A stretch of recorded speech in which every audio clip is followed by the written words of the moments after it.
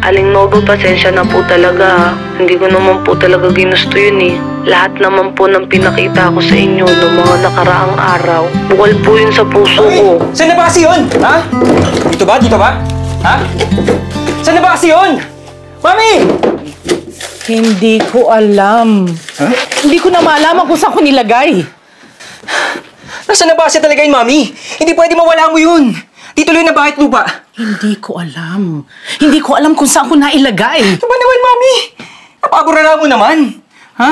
Baka naman, yung dugo-dugo girl na yun, yung pinatira mo dito, baka ninakaw na rin niya. Tama na ang pagtawag mo sa kanya ng magnanakaw. Alam mo ba kung sino ang magnanakaw? Kayong dalawa ni Robert. Dahil ninakawan ninyo ako ng pagkakataon na maging ina ninyo at ni Lilian. Puro mana, puro titulo na lang ang bukang bibig ninyo. Kaya kayo pumupunta dito, hindi ba? Ikaw? Hindi totoo yun, Ma. Kaya nga pinapapunta ka ni Kuya Robert sa US eh. Para itira ako sa isang retirement home. Narinig ko ang pag-uusap ninyo. Kaya wag mong paikutin ang ulo ko na kunyari, you care about me. Alam mo ba kung sino ang nag-care at nagpahalaga sa akin?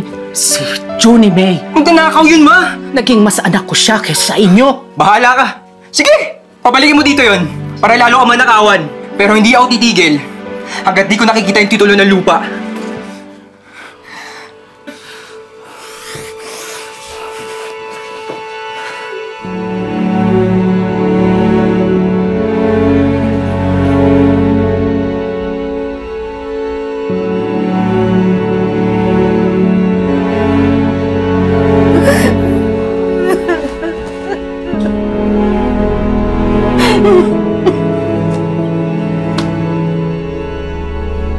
Naging mami po talaga yung tingin ko sa inyo.